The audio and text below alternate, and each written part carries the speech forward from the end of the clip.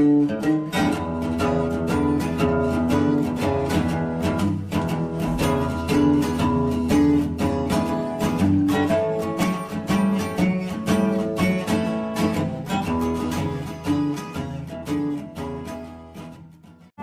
you were a young man, then you weren't using music for most of your income or living? No, I was working on a plantation. What kind of work did you do? I'd pick cotton, I'd chop cotton, I drove tractors, and I drove trucks. And I'd plowed the mules, so I done did all of it. When did you start working? And I guess my mother carried me to the field to pick cotton at the age of about 8. I had a little small sack about so long, and I was picking cotton. Why did you eventually decide to leave the South and move elsewhere? Really, what I left the South for was to make records. I couldn't find no way to make records down there. I couldn't get no connection, you know. So everybody asked about it, well, they would give me a story, you know. So I said, well, I'm going to Chicago. I first went to St. Louis, you know. Stayed there a while, and I went back down there. And then in '43, I came to Chicago, and my connection began there.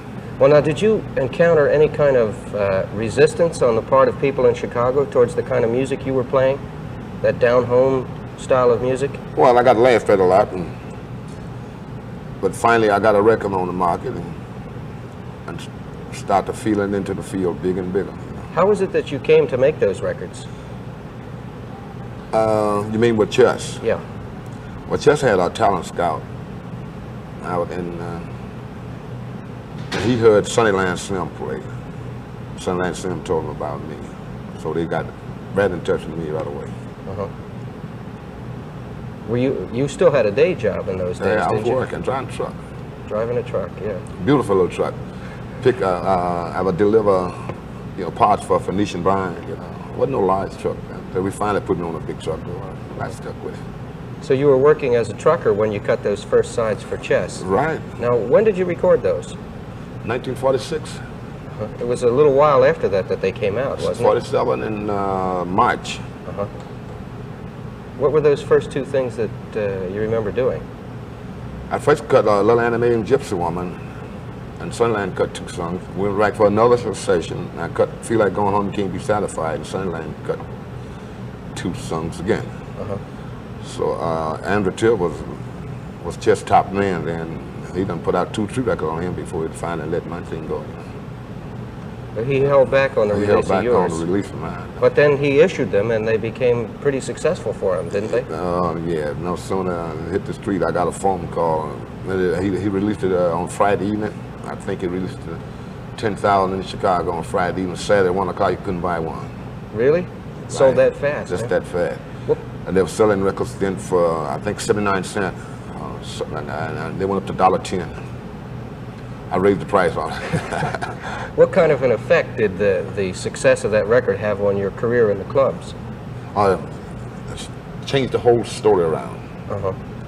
When the record got out good, just hang a sign out that said Muddy Waters playing, and it was full. But nowadays, I see that most of the places you play are largely to young white college audiences.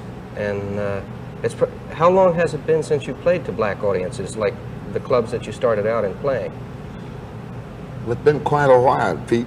A few years. And I played last year at a black club 2 weeks on the west side. And really, I didn't draw like I draw when I'm playing for the white kids. When did you notice the audience is changing like that? Down 5th or 7th, I could feel like it was changing over a little bit. As the youngsters was growing up, they wanted to get something fast, and they loved to dance. Of course, I mean, I can play some fast stuff too, but they didn't like my sound. They wanted something this hard rock stuff, And thanks to the Rolling Stone, they introduced me to the white kids in the United States. Because a lot of kids didn't know anything about Muddy Waters until Rolling Stone came out making my songs and putting on the back of the LP that Muddy Waters wrote this, and then people wonder who was Muddy Waters. So now your audiences now are largely young white audiences.